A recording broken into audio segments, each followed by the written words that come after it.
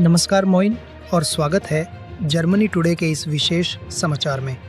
मैं हूं आपका मेजबान राजेश मिश्रा। आज की प्रमुख खबरों पर एक नज़र डालने से पहले एक ज़रूरी सूचना। क्या आप जानते हैं कि जर्मनी में रहते हुए हिंदी में पूरी और विश्वसनीय खबरें कहां मिलती हैं? हमारे चैनल जर्मनी टुडे को सब्सक्राइब करें और रोज़ाना की ताज़ा खबरें सीधे अपने डिवाइस पर पाएं। अब बारी आज की बड़ी खबरों की। राष्ट्रीय समाचार पहली बड़ी खबर सुरक्षा से जुड़ी है। म्यूनिक की एक अदालत ने एक जर्मन रूसी दोहरे नागरिक को मॉस्को के लिए जासूसी और जर्मनी के भीतर तोड़फोड़ की योजना बनाने के आरोप में 6 साल की जेल की सजा सुनाई है।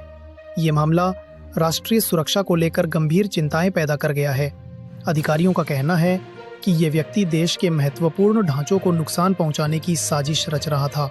एक और महत्वपूर्ण फैसले में जर्मनी ने कुशल प्रवासियों के लिए अपनी फास्ट ट्रैक नागरिकता योजना को समाप्त कर दिया है। ये कदम प्रवासन नियंत्रणों को कड़ा करने की दिशा में एक और कदम माना जा रहा है।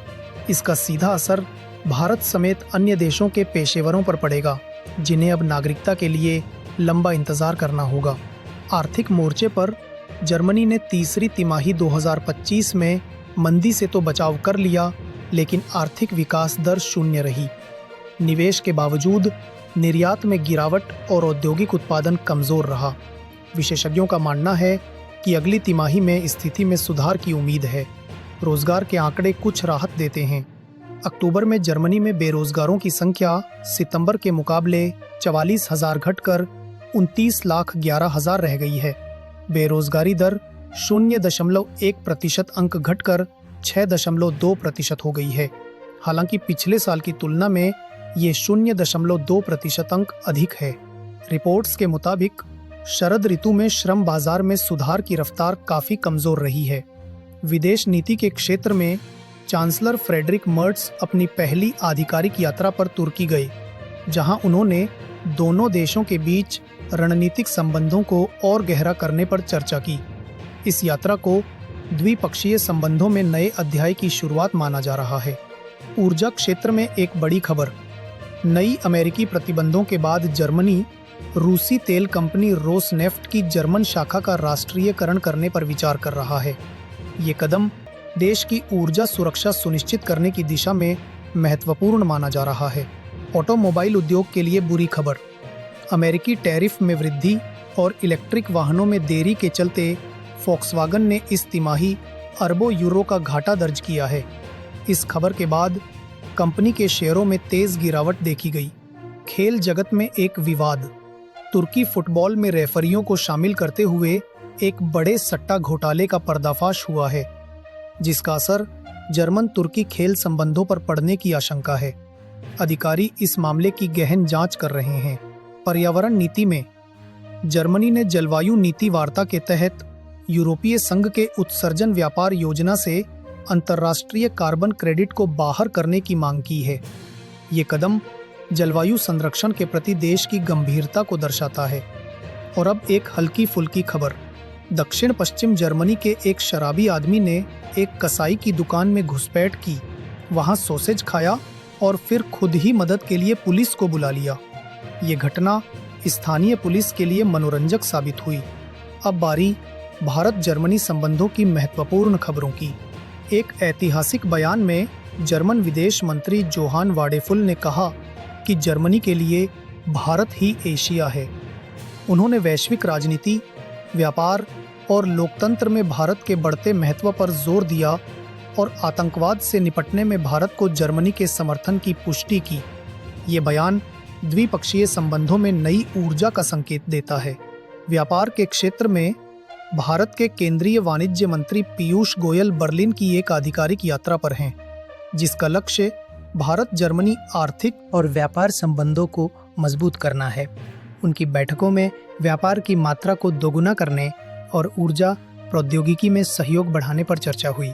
ये यात्रा द्विपक्षीय संबंधों के 25 साल पूरे होने के उपलक्ष्य में आयोजित की गई है। रक्षा सहयोग में इंडो पैसिफिक रीजनल डायलॉग 2025 में जर्मन और भारतीय अधिकारियों ने समुद्री सुरक्षा, संयुक्त नौसैनिक अभ्यास और रक्षा प्रौद्योगिकी सहयोग बढ़ाने की योजनाओं पर प्रकाश डाला। जर्मनी भारत के सबमरीन प्रोजेक्ट 75I में सहयोग कर रहा है। रोजगार के अवसरों पर जर्मनी श्रमिकों की कमी से निपटने के लिए अधिक कुशल भारतीय कार्यकर्ताओं को आकर्षित करने पर ध्यान केंद्रित कर रहा है। जर्मनी के राजदूत ने कानूनी प्रवासन के बारे में संचार में सुधार के महत्व पर जोर दिया और भारतीय पेशेवरों के लिए जर्मनी के दरवाजे खोलने की आवश्यकता बताई। संस्कृति के क्षेत्र में जर्मनी के कई शहरों जैसे म्यूनिख, फ्रैंकफर्ट, बर्लिन और कोलोन में छठ पूजा का आयोजन किया गया, जहां भारतीय समुदाय ने उत्साहपूर्वक इस पर्व को मनाया। ये त्यौहार जर्मनी में भारतीय संस्कृति की बढ़ती पहचान को दर्शाता है। क्षेत्रीय समाचार।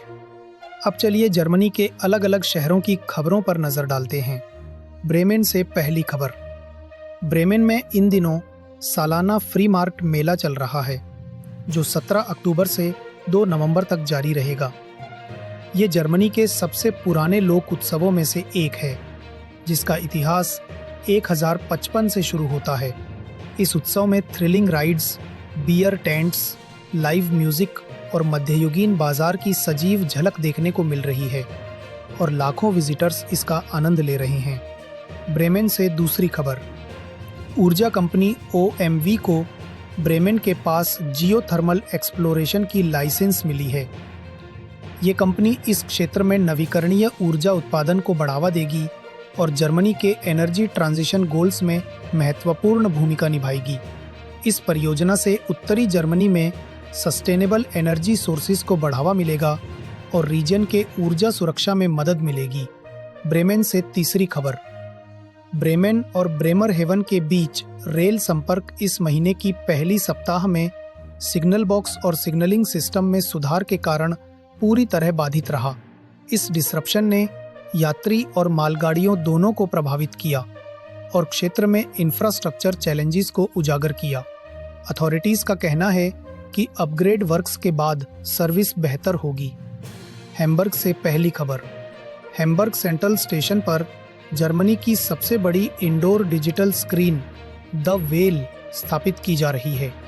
ये विशाल LED डिस्प्ले 38 मीटर ऊंचा और 9 मीटर चौड़ा होगा, जो प्लेटफॉर्म से दिखाई देगा। इस स्क्रीन को एक प्रमुख एडवर्टाइजिंग और विजुअल लैंडमार्क के रूप में विकसित किया जा रहा है और ये प्रीवियस फॉर्मेट्स को सरपास करेगा। हैम्बर्ग से दूसरी खबर। हैम्बर्ग सिटी हॉल के बाहर एक सोलेम विजिल का आयोजन किया गया, जिसमें 7 अक्टूबर 2023 के हमले की दूसरी वर्षगांठ पर लोगों ने हिस्सा लिया। अटेंडीज ने इजरायली फ्लैग्स लहराए और बंधकों की सुरक्षित वापसी की मांग की। इस कार्यक्रम ने जर्मनी में बढ़ते एंटीसेमिटिज्म पर भी प्रकाश डाला और अथॉरिटीज से कार्रवाई की मांग की। हैम्बर्ग से तीसरी खबर। हैम्बर्ग जर्मनी के ग्रीन हाइड्रोजन इनिशिएटिव में अग्रणी भूमिका निभा रहा है और दुनिया के सबसे बड़े ग्रीन हाइड्रोजन इलेक्ट्रोलाइजर की स्थापना की गई है। ये परियोजना जर्मनी के ऊर्जा संक्रमण में महत्वपूर्ण भूमिका निभाएगी और देश के एनर्जी डाइवर्सिफिकेशन गोल्स में मदद करेगी। ये जर्मनी के हरित ऊर्जा के लक्ष्यों की दिशा में एक बड़ा कदम है। म्यूनिख से खबर। म्यूनिख पुलिस ने एक बम धमकी के बाद अक्टूबर फेस्ट मैदानों को अस्थायी रूप से बंद कर दिया। ये धमकी उत्तरी म्यूनिख में एक आवासीय बिल्डिंग में विस्फोट से जुड़ी हुई थी, जिसमें कम से कम एक व्यक्ति की मौत हो गई। स्पेशलाइज्ड टीम्स ने संभावित एक्सप्लोजिव डिवाइसेस को निष्क्रिय कर दिया है और सिक्योरिटी कंसर्न्स के चलते फेस्टिवल को अस्थायी रूप से बंद रखा गया। म्यूनिख से दूसरी खबर। म्यूनिख एयरपोर्ट के ऑपरेशंस कई ड्रोन देखे जाने के कारण गंभीर रूप से बाधित हुए। इस इंसिडेंट के कारण फ्लाइट कैंसलेशंस और डाइवर्जन्स हुए, जिससे लगभग 3000 यात्रियों को प्रभावित किया। अथॉरिटीज़ इसकी जांच कर रही हैं और बवेरिया के प्रीमियर ने अनधिकृत ड्रोन को गोली मारने का अधिकार मांगा है, ताकि एयर स्पेस सॉवरेनिटी की रक्षा की जा सके। और ये रहीं आज 30 अक्टूबर 2025 की सभी प्रमुख खबरें। हमें उम्मीद है कि जर्मनी टुडे का यह समाचार पसंद आया।